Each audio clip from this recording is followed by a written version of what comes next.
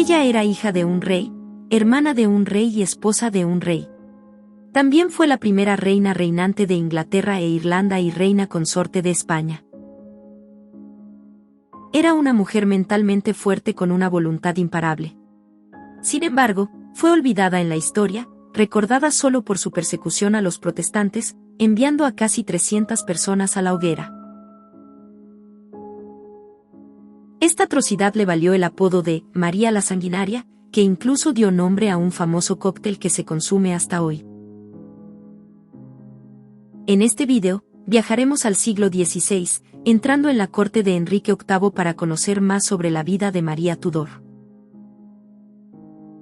Si ya estás disfrutando del video, dale un me gusta, comenta lo que pensaste y, si aún no te has suscrito, suscríbete para ayudarnos a crecer y seguir trayendo historias tan interesantes como esta. Mary Tudor nació el 18 de febrero de 1516 en Londres, Inglaterra. Era hija del rey Enrique VIII y su primera esposa, Catalina de Aragón. Su nacimiento fue una gran decepción simplemente porque era una niña. El rey quería un heredero varón para continuar su dinastía, y estaba absolutamente obsesionado con ello. Su madre sufrió varios abortos espontáneos, y los que nacieron no sobrevivieron más allá de los 3 meses. Como resultado, Mary fue la única hija sobreviviente de la pareja. La infancia de Mary fue feliz. Sus padres se amaban y vivían en completa armonía a pesar de la falta de un heredero varón. La princesa era adorada y apreciada por todos. Su padre la adoraba y estaba muy orgulloso de ella por ser tan obediente e inteligente. Su madre la amaba incondicionalmente y le dio una educación excelente con los mejores eruditos de la época. Mary aprendió varios idiomas, canto, y también fue una excelente bordadora. Además, fue educada para convertirse en una esposa excelente, obedecer a un futuro marido y ser una reina consorte. Como era normal en esa época, Enrique VIII comenzó a buscar un pretendiente para su hija. Cuando aún era una niña, se comprometió con Francisco, el delfín de Francia, pero después de 2 años de negociaciones, el compromiso fue anulado. Luego, su padre organizó otro compromiso, esta vez con el emperador Carlos V del Sacro Imperio Romano Germánico. Mary estaba creciendo y era muy inteligente, algo retraída y muy religiosa. Como princesa, tenía su propia residencia y una pequeña corte en el castillo de Ludlow. Era muy apreciada en la corte inglesa, y muchas personas la llamaban princesa de Gales, aunque no poseía ese título oficialmente. Sin embargo, a pesar de su excelente educación, el matrimonio concertado con su primo Carlos V no se concretó. Cuando Mary era adolescente, las alianzas políticas cambiaron y Carlos fue aconsejado para casarse con otra princesa, lo que la afectó profundamente. María se entristeció mucho, y a partir de ese momento, las cosas solo empeoraron. En 1527, su padre hizo pública su intención de divorciarse de su madre. La Iglesia Católica no permitía tal acto, pero Enrique VIII se había enamorado de Ana Bolena, una joven dama de la reina, que se negó a acostarse con él a menos que se casaran. El rey ya quería deshacerse de la reina Catalina, pues creía que no podía darle un heredero varón.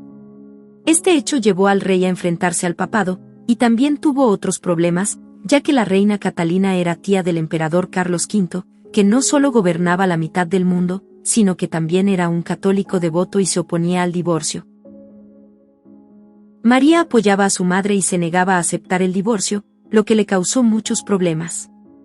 Fue confinada y vigilada constantemente, sin poder tener contacto con el mundo exterior. Sin embargo, aún mantenía su pequeña corte, y a pesar de las afirmaciones del rey, seguían siendo leales a Catalina, dirigiéndose a ella como reina hasta el final de su vida. Finalmente, el rey rompió todos los lazos con la Iglesia Católica, se casó en secreto con Ana Bolena y más tarde logró anular el matrimonio con Catalina, despojándola de todos sus títulos y posesiones, que fueron entregados a Ana Bolena. Catalina solo conservó el título de princesa viuda de Gales, dado que había sido esposa del hermano mayor del rey, Arturo, quien murió meses después de su matrimonio. Enrique VIII se proclamó jefe de la nueva Iglesia de Inglaterra, y aquellos que se negaban a aceptar esto fueron encarcelados, y algunos incluso ejecutados. Pero María se mantuvo firme, fiel al catolicismo y defendiendo a su madre, a pesar de haber sido privada de las atenciones dignas de su posición. Su confinamiento solo empeoró bajo las órdenes del rey, siendo trasladada varias veces a lugares cada vez más humildes. También le prohibieron comunicarse con su madre, aunque, gracias a personas leales, lograron intercambiar cartas en secreto. En 1533 nació Isabel, la media hermana de María, fruto del nuevo matrimonio de su padre con Ana Bolena. Enrique disolvió la corte de María, la eliminó de la línea de sucesión y la despojó de todos sus títulos y posesiones, que fueron otorgados a Isabel. María ahora sería llamada solo Lady María y fue enviada a vivir con su media hermana para servir como dama de compañía. El año 1536 fue particularmente doloroso para María. Su madre falleció, y no pudo asistir al funeral. Su prometido, el delfín Francisco, con quien había renovado su compromiso, también murió. María ya no tenía títulos ni pretendientes, y su padre la ignoraba por completo, sin preocuparse por encontrarle un nuevo compromiso.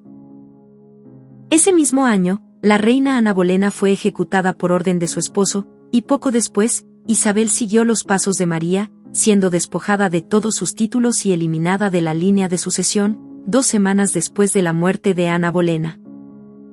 Su padre se casó con su tercera esposa, Jane Seymour, lo que trajo algo de paz a María, ya que la nueva reina era una mujer bondadosa y cariñosa que intentó reconciliar al rey con sus 2 hijas. En 1537, ya enferma, Jane finalmente dio al rey un heredero varón, pero lamentablemente falleció 2 semanas después del parto. María estuvo a su lado en todo momento, y durante el funeral mostró un gran afecto por su hermano menor, Eduardo. Estas acciones llevaron a que el rey le otorgara a María su propia residencia nuevamente. En 1543, su padre se casó de nuevo, esta vez con Catalina Parr, su sexta y última esposa. María inmediatamente estableció una buena relación con su nueva madrastra y, gracias a la nueva reina, tanto María como Isabel fueron reincorporadas en la línea de sucesión detrás de su hermano menor. En 1547, Enrique falleció y Eduardo fue coronado, con su tío Eduardo Seymour como regente. María tenía una buena relación con sus hermanos, pero después de la muerte de su padre, esa relación se enfrió. A María no le gustó que Catalina Parr se casara tan rápido y que, además, Isabel, una protestante, fuera a vivir con ellos. Su relación con Eduardo también se debilitó, ya que su tío, un protestante, lo influenciaba mucho. María prefirió distanciarse de la corte de Eduardo, permaneciendo en su casa y continuando celebrando misa católica todos los días, a pesar de la prohibición de su hermano. En 1549, Eduardo Seymour fue encarcelado y Juan Dudley, duque de Northumberland, asumió como regente. En 1553, el joven rey Eduardo cayó gravemente enfermo de tuberculosis y comenzó a temer por su vida. Dudley lo convenció de modificar su testamento para que su prima, Juana Grey, heredara el reino, excluyendo a María de la sucesión por ser católica. Ese mismo año, el rey falleció y María tuvo que soportar otra humillación al ser proclamada Juana Grey como la nueva reina de Inglaterra. Sin embargo, el reinado de Juana solo duró 9 días, ya que el pueblo inglés se levantó a favor de María, quien asumió el trono con el apoyo popular y de parte de la nobleza. Juana Grey, Dudley y sus hijos fueron juzgados por alta traición. Dudley fue ejecutado aproximadamente un mes después de la ascensión de María. Juana casi se salvó de la ejecución, pues se la consideraba solo una marioneta, pero otra rebelión en la que participaron sus familiares selló su destino. A principios del reinado de María, en febrero de 1554, Juana y su esposo fueron ejecutados. El 19 de julio de 1553, María fue proclamada oficialmente reina de Inglaterra. Una de sus primeras medidas fue restaurar el catolicismo y reinstaurar al Papa como líder de la Iglesia de Inglaterra, aboliendo las reformas protestantes iniciadas por su padre y su hermano. Al principio de su reinado, el catolicismo se restableció pacíficamente. Otra medida clave fue declarar válido el matrimonio de sus padres, anulando todos los matrimonios posteriores de su padre y declarando a sus hermanos ilegítimos. María también sentó las bases para reformas financieras e incentivó la exploración y expansión naval. Poco después de ser coronada, María recibió una propuesta de matrimonio de Felipe II de España, el hijo del emperador Carlos V. María aceptó de inmediato, pero esto hizo que su popularidad cayera. Los ingleses no querían un consorte extranjero. María se enamoró de Felipe, pero el amor no fue correspondido, ya que Felipe dejó claro que el matrimonio era puramente político. Él no la amaba y la consideraba vieja y poco atractiva. María tenía 37 años, y en esa época, una mujer de esa edad era vista como muy mayor, especialmente para el matrimonio. Mientras tanto, Felipe era 11 años más joven que ella. Aún así, María, completamente enamorada, siguió adelante con los planes de boda. No obstante, dejó claro que Felipe no podría interferir en los asuntos de Inglaterra, así como ella no interferiría en los de España. El 25 de julio de 1554, María y Felipe se casaron en la Catedral de Winchester. En noviembre de 1554, todo indicaba que María estaba embarazada, no tenía su menstruación y su vientre crecía. La reina estaba muy feliz, creyendo que pronto realizaría su sueño de ser madre y dar un heredero a su esposo. Durante esos meses, Felipe la convenció de liberar a su hermana Isabel, quien había estado presa en la Torre de Londres por sus ideas protestantes. Incluso insinuó que, si María moría en el parto, podría casarse con Isabel. Sin embargo, pasaron los meses y María no dio a luz. Los médicos concluyeron que nunca estuvo embarazada, solo había sido una retención de líquidos. En agosto de 1555, después de la desgracia de su falso embarazo, que María consideró un castigo de Dios por haber tolerado a los herejes en su reino, comenzó una terrible persecución de protestantes en todo el país, ordenando que fueran quemados en la hoguera. Todo lo que no estuviera basado en ideas católicas era considerado herejía. María prohibió las celebraciones religiosas protestantes y el uso de libros no católicos. También envió espías para encontrar a los protestantes que intentaban esconderse para evitar ser ejecutados.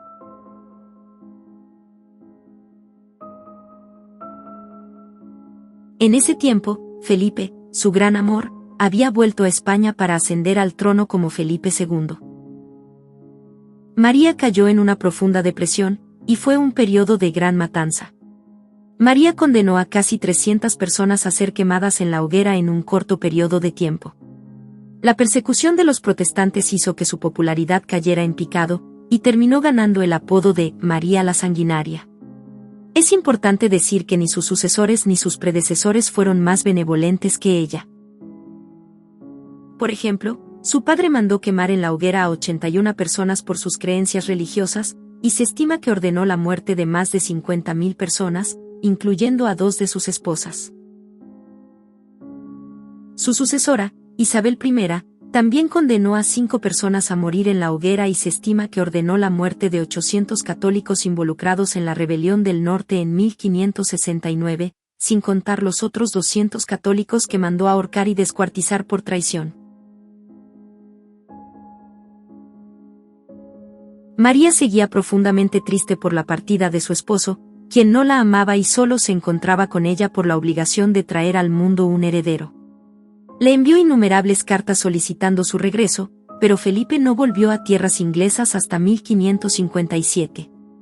María se alegró mucho con la vuelta de su esposo, pensando que había vuelto por ella, pero él solo regresó para pedirle una gran suma de dinero para continuar financiando su guerra contra Francia. María, completamente enamorada, cedió y le dio todo lo que pidió. Así que, después de conseguir lo que quería, Felipe volvió a irse de Inglaterra, esta vez para siempre. En 1558, Inglaterra perdió la ciudad de Calais a manos de los franceses, y todos los ingleses se volvieron en su contra por haber ayudado a su esposo. La pérdida de Calais causó una gran vergüenza entre los ingleses. Además de esto, María había caído en una fuerte depresión. Pensando que finalmente estaba embarazada, estaba convencida de que había concebido durante su breve reencuentro con su marido, ya que no menstruaba y sentía todos los síntomas de un embarazo. Sin embargo, con el paso de los meses, no dio a luz. Fue otra falsa alarma, había sufrido una retención de líquidos, probablemente causada por el estrés psicológico. Los falsos embarazos y la ausencia de su esposo afectaron gravemente la salud de la reina. En octubre de 1558, María comenzó a sufrir constantes dolores de cabeza severos y fiebres altas, sintiendo que su final se acercaba. No quería dejar el trono a su hermana Isabel, ya que era protestante, pero sus consejeros le sugirieron que reconociera a su hermanastra como su sucesora, pues era la mejor opción. Pese a todo, Isabel seguía siendo considerada ilegítima, lo que dejaba espacio para que su prima María Estuardo reclamara el trono inglés. Ante estas circunstancias, María finalmente hizo un testamento, dejando todo a su hermana Isabel. María murió a los 42 años de edad el 17 de noviembre de 1558, probablemente de cáncer de ovario. María murió como vivió, rodeada de gente, pero siempre sola, repudiada por su padre, su esposo y su pueblo. Amó, pero nunca fue amada. Y a pesar de su intenso deseo de ser madre, ese sueño nunca se cumplió.